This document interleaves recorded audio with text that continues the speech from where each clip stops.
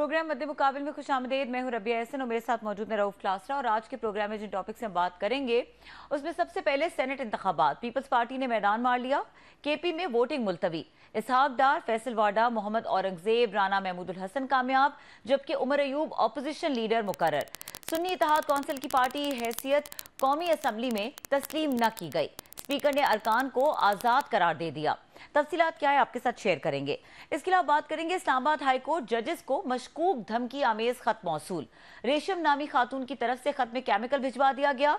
जब शौकत अजीज को बलि चढ़ाया जा रहा था तब उनका जमीर सैर करने गया था। वजीर दिफा ख्वाजा आसिफ की खत लिखने वाले 6 जजेस पर सख्त तनकीद।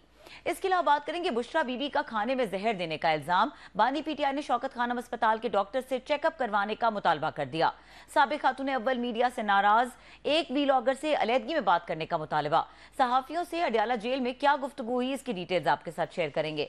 इसके अलावा बात करेंगे चीफ जस्टिस काजी फाइजीजा का फेक न्यूज के हवाले से वाज़ेह पैगाम। सिलेक्टिव रिपोर्टिंग होती है। झूठी खबर पर 2-4 प्रोग्राम्स बनाओ, चलाओ और यूट्यूब से पैसा कमाओ। फेक न्यूज की वजह से हम अपना यूट्यूब चैनल चलाएंगे। चीफ जस्टिस के रिमार्क्स, इसकी डिटेल्स भी आपके साथ शेयर करेंगे। और हमारे साथ मौजूद हैं सीनियर रिपोर्टर कंबर जैदी, उनको वेलकम करेंगे। अस्सलाम वालेकुम कंबर। वालेकुम सलाम रबिया। कंबर, काफ़ी खबरें हैं जिनके हवाले से बात करनी है। बहुत शुक्रिया आपने हमें वक्त दिया। पहले तो ये बताइए, ये जो ख़तों का एक सिलसिला चल रहा है, अभी एक ख़त वाला मामला जो था वो कल उसके ऊपर जो है वो सुओ मोटो की समाअत होनी है। ये दूसरा एक ख़त मंजर आम पर आया है जो इस्लामाबाद हाई कोर्ट के जजेस को मौसूल हुआ है। एक मुबैना खातून है, रेशम नाम है उनका, उनके नाम से। और इस ख़त में कुछ नहीं है बल्कि कुछ केमिकल्स हैं और कुछ साइंस हैं। क्या मामला है, जरा डिटेल्स बताइएगा। देखें, इंटीमिडेशन के लिए खत मुख्तलिफ जजेस को आते रहते हैं। इस्लामाबाद हाई कोर्ट में भी ये मामला है। इससे पहले भी ये ऐसा हो चुका है कि ऐसे खतूत लिखे जाते रहे हैं। थ्रेट लेटर्स भी आते रहे हैं जजेस को। और इसकी वजूहात बड़ी वाज़ेह हैं कि जो कुछ आजकल अदलिया में चल रहा है, जिस तरह से प्रेशराइज किया जा रहा है, जिस तरह से प्रेशराइज होने के हवाले से खतूत लिखे जा रहे हैं, तो उसी सिलसिले की एक कड़ी मालूम होती है ये। अब लेकिन इस तमाम मामले को अगर देखें, आप इसका एक ओवरव्यू लें, बर्ड आई व्यू लें, तो आपको पता लगता है कि सुप्रीम कोर्ट ऑफ पाकिस्तान में जब से ये मामला फिक्सेशन के हवाले से गया, तब से हमारे सामने ये चीजें आई हैं। और फिर एक हमने देखा कि कमीशन भी बनाया गया। तसद्दुक जिलानी साहब ने जिसको हेड करना था, लेकिन फिर तसद्दुक जिलानी साहब ने खुद माजरत कर ली। उनके बेटे साकिब जिलानी ने कहा कि वो इस कमीशन के जो है वो हक में नहीं है, इसको सू मोटो लेना चाहिए। तो ये तमाम कंट्रोवर्सी तभी एंड हो जाती है अगर चीफ जस्टिस ऑफ पाकिस्तान पहले ही इस केस को, जैसा कि हमने आपके प्रोग्राम में भी रिपोर्ट किया था कि इसका एक ही हल है, 184(3) के तहत जो है 6 जजेस ने जो खतूत लिखे हैं उसका नोटिस लिया जाना चाहिए। लेकिन उस टाइम पे चीफ जस्टिस ऑफ पाकिस्तान ने वजीर आजम को बुलाकर मीटिंग की और उनको फिर उनके हवाले किया ये काम। वजीर आजम ने कमीशन भी तरतीब दे दिया, लेकिन उस कमीशन ने माजरत कर ली। तो अगर आप इसे होल पिक्चर को देखें तो सारे जो डॉट्स हैं वो वहीं से कनेक्ट होते हैं। वो जो 6 जजेस के खतूत का मामला है और जो वो खत इसके हवाले से जो अब सुप्रीम कोर्ट में कल जो है बड़ी अहम समाअत होने जा रही है। और इसमें अब साथ अपनी बेंच जो तरतीब दिया गया है, इसमें जजेस जो शामिल हैं 184(3) के तहत, वो इस चीज को देखेंगे। लेकिन फिर अगेन रबिया बात वही है कि सुप्रीम कोर्ट में 184(3) के तहत केस जरूर आएगा। जजेस का हमें माइंड भी डिस्क्लोज होगा कि जजेस क्या समझते हैं, इस चीज को किस तरह से आगे लेके चलेंगे। लेकिन जजेस भी कोई, सुप्रीम कोर्ट कोई इंक्वायरी का फोरम नहीं है। इंक्वायरी कमीशन ने ही करनी है या फिर इंक्वायरी किसी तहकीकाती इदारे ने ही करनी है। अब आया जुडिशरी उसको नामजद करती है या फिर इसमें क्या होता है, क्योंकि अगर 6 जजेस के खतूत की बात की जाए तो उनको भी सुप्रीम कोर्ट ऑफ पाकिस्तान 184(3) के जो केस है उसमें नोटिस जारी कर सकती है और उन नोटिस पर उनके वो वुकला के जरिए अपने आप को रिप्रेजेंट कर सकते हैं। तो ये मामला जो है अब कल खुल के सामने आएगा। कल बड़ी एक्सपेक्टेशन है कि चीफ जस्टिस ऑफ पाकिस्तान, जिन्होंने 300 से ज्यादा वुकला के कहने पर ये जो सू मोटो ले लिया, इसमें वो क्या करने जा रहे हैं, क्योंकि ये मामला इंक्वायरी से रिलेटेड है। अगर किसी को थ्रेट किया भी गया तो उसकी इंक्वायरी जरूरी है। पहले साबित तो हो कि ये वाकई थ्रेट किया जा रहा है, इन्फ्लुएंस किया जा रहा है, और जब फिर साबित हो जाता है फिर सजा का तयन किया जाता है। तो मेरा ख्याल से ये सुप्रीम कोर्ट ने सू मोटो ले लिया है। अब इसका अगली स्टेज जो होगी वो यही होगी कि इंक्वायरी करके ये तयन किया जाए कि किस हद तक इन्फ्लुएंस हो रही है, किस कदर इन्फ्लुएंस हो रही है, और आया कि वाकई जो जजेस की जानिब से इल्जाम लगाए गए हैं वो दुरुस्त है, यानी बाकी सारी चीजें उससे रिलेटेड हैं जो हमें देखने को मिल रही है। जी अच्छा कंबर, मैं वापस उस खत की तरफ आऊंगी। आपने कहा कि ये एक रूटीन में इस तरह के खत आते रहते हैं, बट सिंस आपने भी टाइमिंग का जिक्र किया कि ये खत वाला मामला चल रहा है और इस्लामाबाद हाई कोर्ट के ही जजेस हैं, उनके हवाले से ये मामला चल रहा है, तो जो इसके हवाले से डिटेल्स हैं, ये मामला हुआ क्या, किसको मौसूल हुआ, क्या इसमें लिखा हुआ था, किस किस्म की का पाउडर या केमिकल जो बताया जा रहा है इसमें मौजूद था, इस हवाले से डिटेल्स क्या है? देखेंगे, इस्लामाबाद हाई कोर्ट के जजेस को खत मिला है जिसमें केमिकल्स के हवाले से बताया। बेसिकली ये थ्रेट लेटर है, इससे कभी भी ये थ्रेट लेटर्स आते रहे हैं और इस हवाले का ये जो स्पेसिफिकली है, ये आप ये कह सकती हैं जजेस को डराने के लिए है, मतलब उनको एक तरह से इंटिमिडेशन है। इसके साथ साथ इस खत में बाकायदा आप ये भी कह सकती हैं थ्रेट भी किया गया है। तो ये जो खत लिखा गया है, ये मैंने आपको बताया कि जैसा कि उसी सिलसिले की कड़ी है जो कि हम देख रहे हैं कि जजेस के खत लिखने के बाद से जो चीजें हमें नजर आ रही हैं। तो मेरी रीडिंग तो अपनी रीडिंग यही है कि ये जो कुछ हो रहा है, ये बेसिकली उसी सिलसिले की तरफ इशारा हमें दे रहा है कि जो इस्लामाबाद हाई कोर्ट में राइट नाउ मामला चल रहे हैं, इससे पहले हमने देखा जुडिशियल पॉलिटिक्स भी थी, लेकिन अब ये तमाम मामला उसी तरफ लेके जा रहे हैं जो सुप्रीम कोर्ट में सुमोटो लगा हुआ है। तो उसी के तनाजुर में मैं इस बात को देख रहा हूँ। अच्छा कंबर, ये बताइएगा अभी आपने बात की कि साबिक चीफ जस्टिस जो थे सदक हुसैन जिलानी साहब, उनके बेटे साकिब साहब ने भी कहा है कि इस कमीशन की इंक्वायरी की ज़रूरत नहीं थी इन चीज़ों को करने के, लिहाजा उन्होंने 2-3 जो उन्होंने रीज़न दिए हैं कि चीफ जस्टिस को ख़त लिखा गया वो जाने कमीशन ना करें। अब इस पर हुकूमत का जो मौक़िफ़ है वो बिल्कुल डिफरेंट है। वो कहते हैं हमने तसद्दुक़ जिलानी साहब से रब्ता किया, उनको बताया, उनके साथ TORs वगैरह डिस्कस की, उन्होंने कंसेंट दी, तो उसके बाद हमने नोटिफिकेशन निकाला और जो ही दबाव आया उन पर जिलानी साहब पे वो बैकआउट कर गए। अब वो कह रहे हैं जनाब कि ये सुप्रीम कोर्ट खुद देखे। अब आप कह रहे हो, खुद भी जज रहे हैं बहुत बड़े जिलानी साहब, आप ये कह रहे हैं कि इसको किसी न किसी फोरम पे तो इन्वेस्टिगेट होना है। हर बंदा यही कह रहा है कि कमीशन कर ले या कुछ JT बन या पनामा टाइप जैसे बनी थी, मुझे याद है नवाज शरीफ साहब पे। तो ये तो बात उनको चीफ जस्टिस साहब को भी पता थी कि इन्होंने बनना है यहाँ पे इंक्वायरी कमीशन में। तसद्दुक़ जिलानी साहब की बात कर रहा हूँ। तो उन्हें क्या हुआ, वो डर गए, उससे पब्लिक प्रेशर से डर गए, सोशल मीडिया कैंपेन से डर गए, या जो हमारी गाली गलौज ब्रिगेड है यहाँ पे अल्हम्दुलिल्लाह उससे डर गए? क्योंकि पहले तो कंसेंट दे चुके थे, वो तो मिनिस्टर TV पे कह चुके हैं, जिसकी तरदीद भी नहीं की जिलानी साहब ने। सो जिलानी साहब ने तो इनको एम्बेरस किया है हुकूमत को, मेरा ख्याल है बड़े बुरे तरीके से। इवन चीफ जस्टिस साहब हूँ या सुप्रीम कोर्ट के जजेस जिन्होंने बैठ कर सारी इस पर डिलिब्रेशन की थी, मुलाकात हुई उनके शहबाज शरीफ साहब की, जिसमें सारे मेरा ख्याल ऑलमोस्ट उसमें जजेस थे कि आप इस पर कमीशन बने, और इनका तसद्दुक़ हुसैन जिलानी साहब के नाम पे कोई बात भी हुई थी।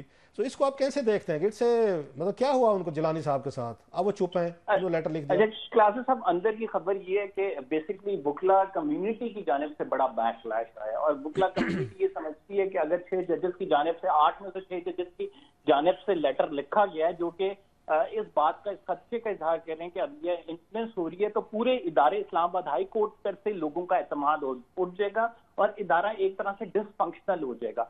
तो जो बुकला कम्युनिटी थी, इसका बैकलैश बहुत ज्यादा था, बड़ा प्रेशर था। इस वजह से पहले पाकिस्तान बार काउंसिल ने जो पहली प्रेस रिलीज आई उसमें उन्होंने 5 तारीख का ऐलान किया था कि हम 5 तारीख को अपना कन्वेंशन बुलाएंगे, इसमें फिर डिसाइड करेंगे। लेकिन उसके बाद फिर रात को उनको एक और प्रेस रिलीज निकालनी पड़ी जिसमें उन्होंने कहा कि फौरी तौर पे कमीशन बनाया जाए जो कि सुप्रीम कोर्ट के जो साबिक जज साहिबान है इस पर मुश्तमिल हो, और जुडिशियल कमीशन 3 रुकनी जुडिशियल कमीशन इस मामले की तहकीकात करे।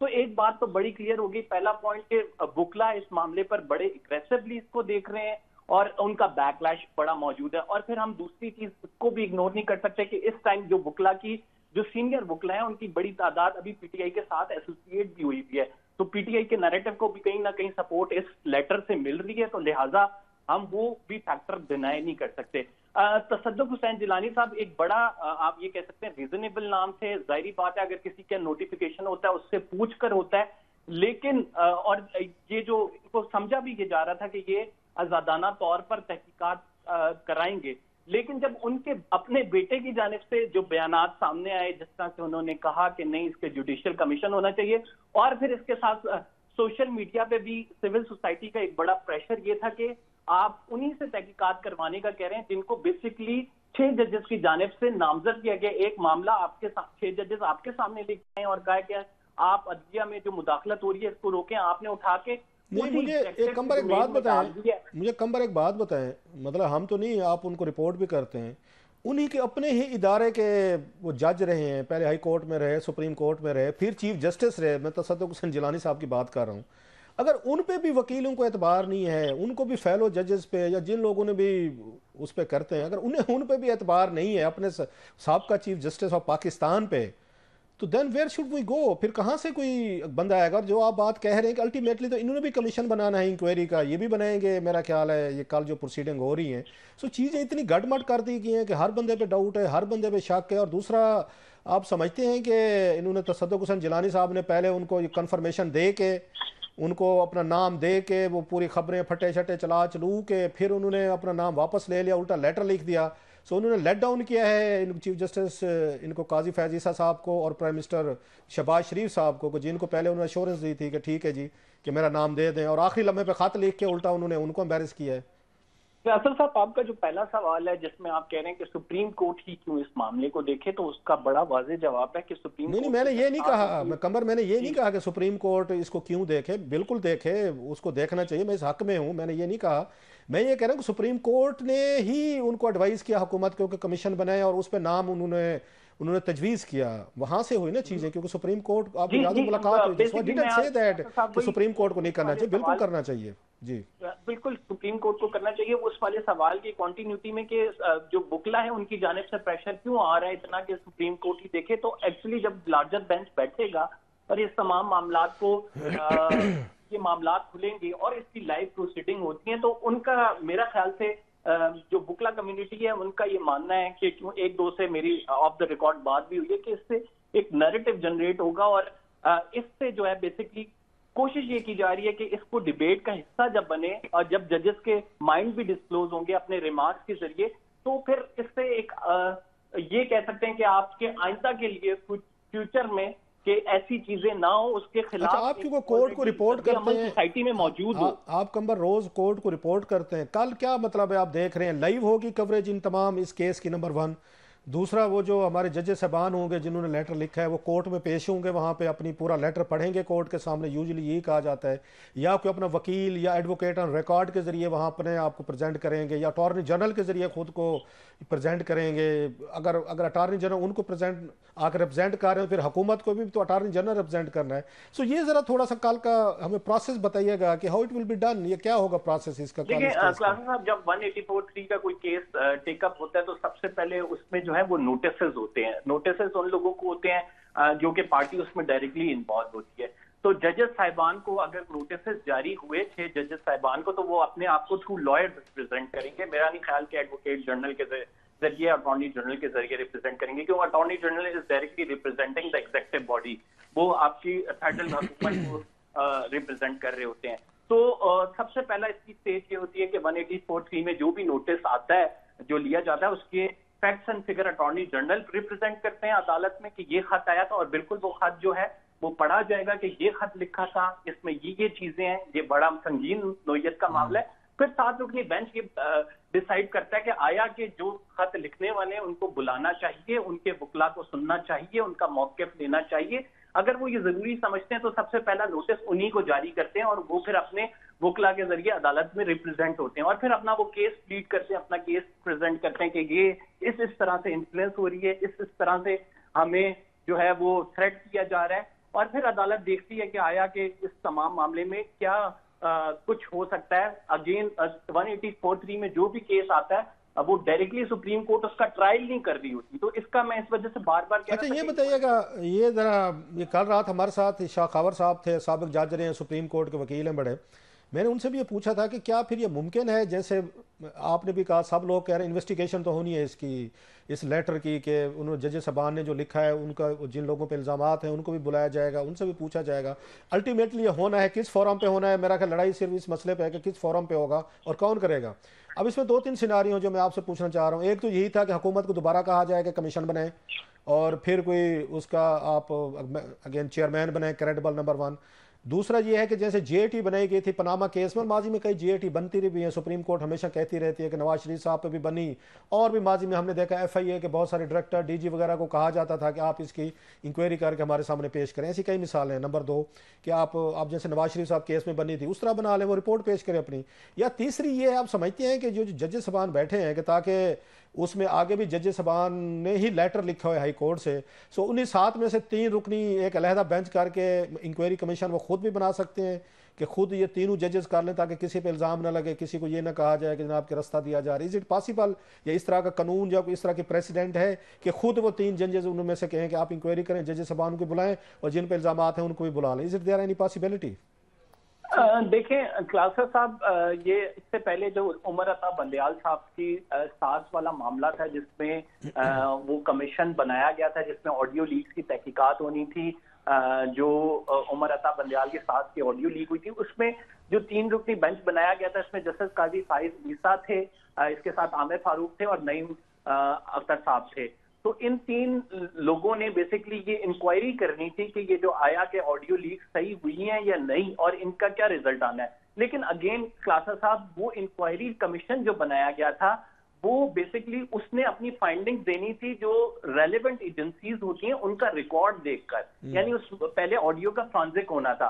तो अब जैसे इन जजेस के खतूत का मामला है, अगर कोई इस तरह से सुप्रीम कोर्ट 3 रुकनी बेंच इंक्वायरी कमीशन बना भी देता है तो अगेन वो पहले ये देखेंगे कि जजेस को जो वाकई कोई डिवाइस लगाई गई थी उस पर्टिकुलर एजेंसी एफआईए की इसमें क्या रिपोर्ट है, क्या इंटेलिजेंस उनकी सर्विलेंस हो रही थी, उस इदारे से क्या रिपोर्ट आती है। तो वो डिपेंडेंट होते हैं क्योंकि जजेस खुद जाके तो इंक्वायरी कर नहीं सकते, वो बेसिकली हेड कर रहे होते हैं उन रिपोर्ट्स को जो कि वहां पे सबमिट कराई जाती हैं। तो मेरा ख्याल से यही कुछ होगा कि अगर सुप्रीम कोर्ट के पास, जैसा आपने कहा कि 2 ऑप्शन है, या तो वो इंक्वायरी कमीशन खुद कोई साबिक जज पे मुश्तमिल बना दे या सिटिंग का भी बनाते हैं तो वो उसको ओवरऑल सिर्फ मैनेज कर रहे होंगे, ऑब्जर्व कर रहे होंगे, उनकी रिपोर्ट्स देख रहे होंगे जो रेलेवेंट इदारे उसमें इन्वॉल्व है।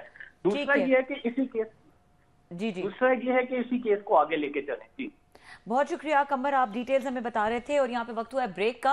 ब्रेक के बाद एक और खत की बात करेंगे। एयरक्राफ्ट ओनर एसोसिएशन ने ये खत लिखा है लाहौर के वॉल्टन एयरपोर्ट की फरोख्त के हवाले से वजीर दिफा को, और ये अरबों का एक स्कैंडल है जिसके ऊपर उन्होंने इस खत का जो कंटेंट है वो इसके ऊपर कंप्राइज कर रहा है। इसके ऊपर बात करेंगे ब्रेक के बाद। आसिम नवाज कैप्टन रिटायर्ड हमारे साथ मौजूद होंगे, सेक्रेटरी जनरल हैं एयरक्राफ्ट ओनर एसोसिएशन के, उनसे इसके ऊपर बात करेंगे। हमारे साथ रहिए।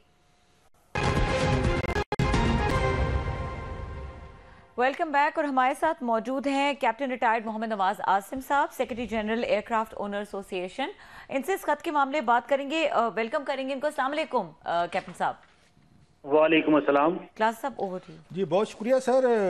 आसिम नवाज साहब, आपने एक लेटर लिखा है डिफेंस मिनिस्टर ख्वाजा आसिफ साहब को, इंतहाई shocking and very bombshell उसमें मतलब मस है, ये क्या डिटेल्स हैं सर आपने जो उन ख्वाजा साहब को लेटर लिखा है? सर देखो जी, हम हैं जो जितनी पाकिस्तान की aviation company they are the stakeholders जी, इसमें से काफी कंपनी के ऑफिस वाल्टन एयरपोर्ट पे ही थे। कुछ एयरक्राफ्ट मैन्युफैक्चर में काम कर रही थी, कुछ पुर्जे बना रही, कोई लोगों को ट्रेनिंग करा रही थी, और इसी तरह एविएशन रिलेटेड ऑफिस थे। तो इन्होंने बगैर स्टेक होल्डर को ऑन बोर्ड लिए क्लैंडस्टाइनली एक ऑपरेशन किया है कि इस वाल्टन एयरपोर्ट को एक बिजनेस हब बना दिया। इसको होना चाहिए था business hub for the aviation.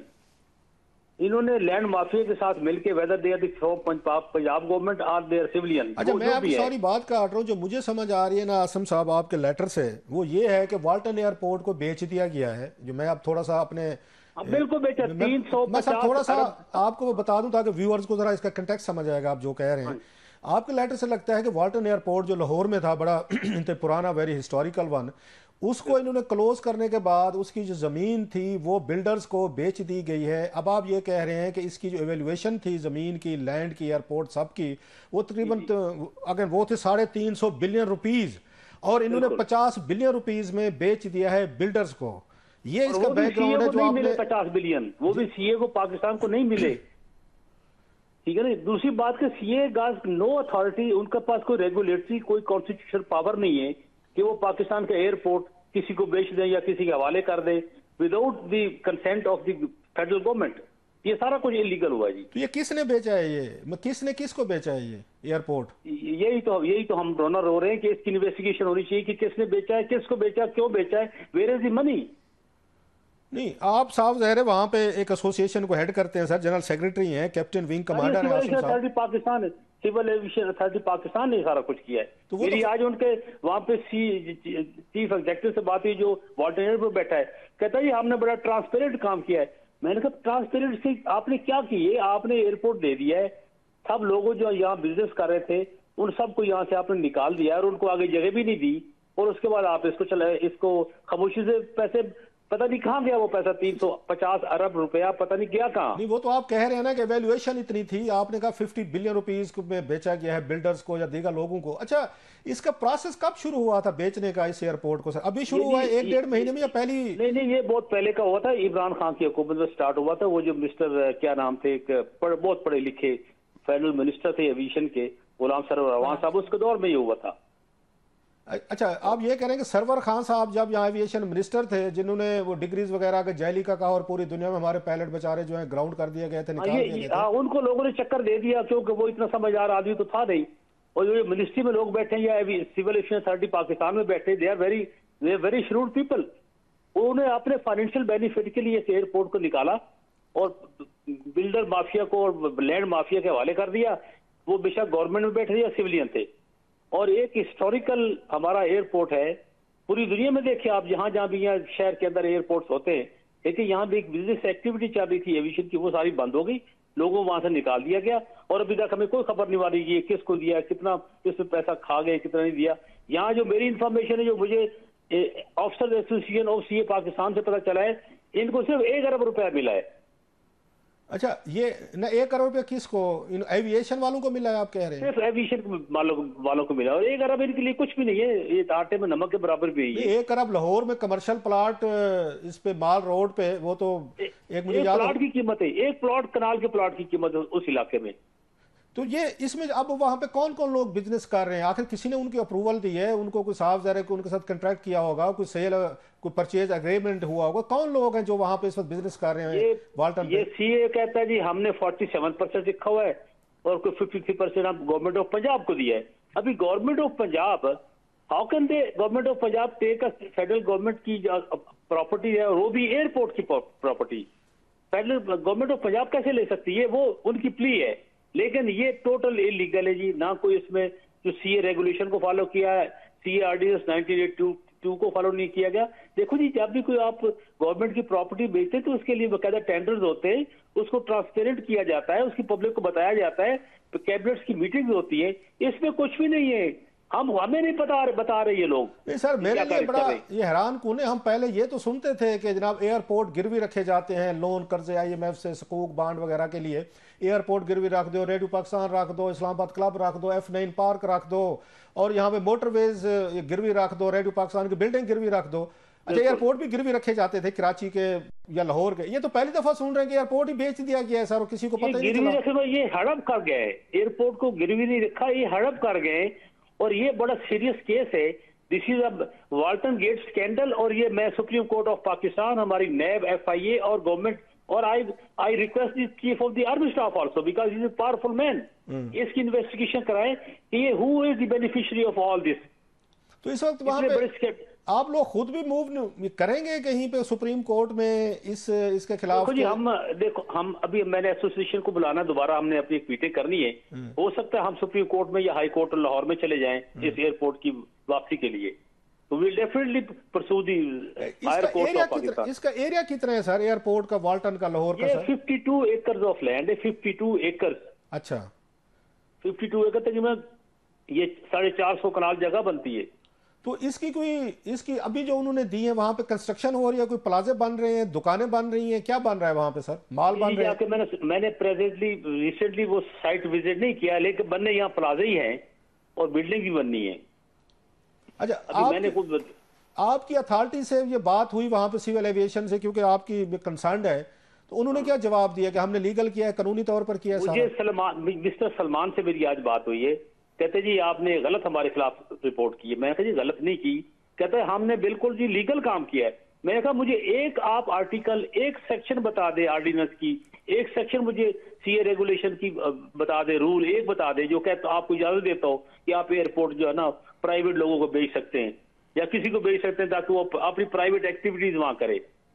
अच्छा, आपने कुछ इस पे काम किया कि आपने कहा कि इमरान खान साहब के दौर में उस वक्त मुझे याद है खबरें आ रही थी उस पे हमने उस वक्त शोर देखो एसोसिएशन हम इसके अगेंस्ट थे, हमने बकायदा स्टैंडिंग कमेटी ऑफ सेनेट की मीटिंग में हमने ये पॉइंट डिस्कस किया कि ये इस एयरपोर्ट को नहीं बिकना चाहिए क्योंकि ये सारे लोग यहाँ से निकाल दिए जाएंगे।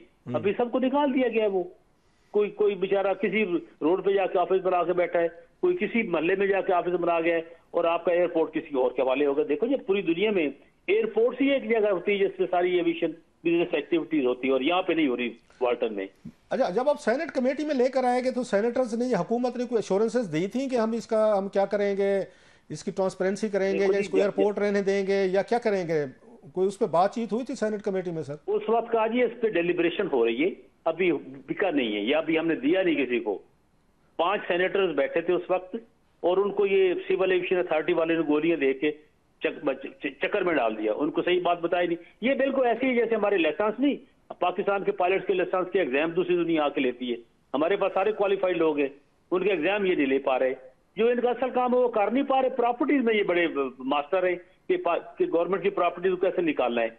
ये मैक्सिमम ये कर सकते थे छोटे मोटे बीच में लोगों को कोई लीज आउट करते, कोई वहां कोई अपने कोई ऑफिस खोलता, कोई वहां पे मजीद कोई इस किस्म की एविएशन की एक्टिविटीज करते, वो कर सकते हैं, वो भी लीज कर सकते हैं। अच्छा, आपने जो कहा है कि वहाँ सलमान साहब से बात हुई है आपकी, सलमान साहब कौन है सर जिनसे आपकी बात हुई है सर? ये वहाँ के सीईओ है वहाँ पे वाल्टन पे जो इस वक्त इस सारी चीज को हैंडल कर रहे हैं। अच्छा, उन्होंने आपको बताया कि हमने बड़ा ट्रांसपेरेंसी और बड़े तरीके से किया है? हम और गवर्नमेंट ऑफ पंजाब पार्टनर है इसमें और इसलिए हमने ज्वाइंटली ये सारा किया, हमने कोई इलीगल काम नहीं किया। मैंने कहा मुझे एक कानून बता दो जो आपने फॉलो किया हो, कुछ भी नहीं उसको पता। अच्छा, मुझे ये थोड़ी सी वो हो रही है कि आपने क्योंकि कहा कि खान साहब के दौर में हुआ, जरा उसके बाद 16 महीने इनकी हुकूमत रही, शहबाज शरीफ साहब की अभी भी 1-2 महीने हो गए, एग्जैक्ट कोई पता चला है आपको कि ये किस दौर में ये ट्रांजैक्शन हुई है सारी, मींस के सोल्ड आउट ये खान साहब ये खुद करके गए थे या शहबाज शरीफ साहब के दौर में हुई है? ये इन्होंने बिल्कुल खुफिया रखा है। अच्छा, कुछ अभी जब हमें पता चला था हमने तब शोर आगे मचाया कि ये तो सारा निकल गया, क्योंकि जो बाकी कंपनियां वो कोई मुरीद के चली गई है, कोई कहीं चली गई है और उनको वहां पे कोई मकसद फैसिलिटीज नहीं मिल रही है और यहाँ पे इन्होंने आगे हैंडओवर लोगों के कर दिया। मुझे इन्होंने ये कहा हमने गवर्नमेंट ऑफ पंजाब के साथ पार्टनरशिप की है। ठीक है, की पार्टनरशिप गवर्नमेंट ऑफ पंजाब के साथ करेंगे तो वो पता होना चाहिए सारी पूरे पाकिस्तानी आवाम को जिनका ये सब कुछ है पाकिस्तान। तो आपको ख्वाजा आसिफ साहब से कोई अगेन राब्ता हुआ है, क्योंकि उनके नाम पे लेटर है, डिफेंस मिनिस्टर है, लेटर उनको पहुंच गया मेरा, अब मुझे अभी तक किसी ने कांटेक्ट नहीं किया वहां से, मिनिस्ट्री ऑफ एविएशन से या मिनिस्ट्री ऑफ डिफेंस से। तो चलें सर, आप भी इस पे लगे रहें, कोई हम भी अपने सोर्सेज एक्टिवेट करते हैं sir. It's a big thing के 350 बिलियन का एक आप बता रहे हैं कि एवेल्युएशन हुई थी प्रॉपर्टी की पूरे एयरपोर्ट की सब की, वो 50 बिलियन में वो आप कह रहे हैं कि ट्रांजैक्शन हो गई है, 1 करोड़ रुपया इनको दे के वो फारिग हो गए। ये बिल्डर्स कौन है, कहाँ से हैं? इनके पास इनकी अपनी फाइनेंशियल ऑडिट होता है सीए पाकिस्तान का, वो इनका चेक होना चाहिए कि भाई आपने इस एयरपोर्ट का जो आप ऑडिट में बताओ कि ये पैसा ठीक है, बेनिफिशियरी कौन है और किस तरह ये ट्रांजैक्शन हुई है। बहुत शुक्रिया कैप्टन साहब, आपने हमें वक्त दिया। कैप्टन मोहम्मद नवाज आसिम साहब हमारे साथ मौजूद थे, डिटेल्स शेयर करते इस हवाले से। और यहाँ पे वक्त हुआ ब्रेक का, ब्रेक के बाद ताज साहब से कंक्लूडिंग रिमार्क्स लेंगे, हमारे साथ रहिए।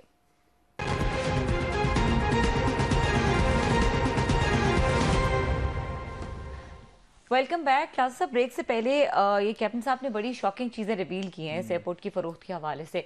क्या आपको लग रहा है ये मामला क्या है? ये पाकिस्तानी बिल्डर जो है ना ये कहीं पे कोई खाली ज़मीन पड़ी है, कोई चीज़ पड़ी है, रहने नहीं देंगे। आपकी ज़रूरी ज़मीनें पहले तबाह हुई, वहाँ पे हाउस सोसाइटीज़ बनाई गई, आपके शहरों को खोद के उन्होंने यहाँ पे जंगलें बनाए। हालांकि अगर मेट्रो तो वैसे ही शुरू हो सकती थी कि आप एक लेन बने, दुनिया में होते हैं, हमने लंदन न्यूयॉर्क हर जगह देखा, लेकिन उन्होंने आसमान पे छतें डाल दी कि नहीं जनाब हमने करना है। मैं आपको बता रहा हूँ प्रायोरिटीज़ क्या होती हैं। ये बिल्डर्स ने एक बड़ा शॉर्टकट तरीका ढूंढा कि पॉलिटिकल पार्टीज हैं, इनको फंडिंग करो, इनको करप्ट करो, इनको पैसा दो, इनको माल खिलाओ और कहीं पर ज़मीन पड़ी हुई है ना वो इनसे अलाट करवा लो। मैं अगेन उसमें डिटेल में हम जा सकते हैं, लेकिन इस वक्त इतना टाइम नहीं है, मैं सिर्फ इसी वाल्टन पे रहूँगा। वाल्टन एयरपोर्ट लाहौर का एक ही एयरपोर्ट है, सबसे बड़ा जो है वो इलामा इकबाल जो एयरपोर्ट है, दुनिया भर में होता है एक बड़े शहर में अल्टरनेट एक आप वहाँ पे रखते होते हैं एयरपोर्ट को, खुदा ना खासा कोई इमरजेंसी लैंडिंग के लिए अगर मेन एयरपोर्ट में प्रॉब्लम है तो साथ वाले एयरपोर्ट में, दुनिया के हर बड़े शहर में 2-2 एयरपोर्ट होते हैं, लंदन हो, न्यूयॉर्क या आप वाशिंगटन कहीं पे चले जाएं आपके एयरपोर्ट्स होते हैं। आपके लाहौर में उन्हें पता चला कि जनाब कि यहाँ पे एयरपोर्ट है खाली पड़ा हुआ है और उस पर फ्लाइंग सिखाते थे वो सारे। तो ये खान साहब के दौर में अब उनके खान साहब के चाहने वाले नाराज हो जाएंगे, उनके बिल्डर्स अपने दोस्त हैं, उनके डोनर्स हैं बहुत सारे उसमें।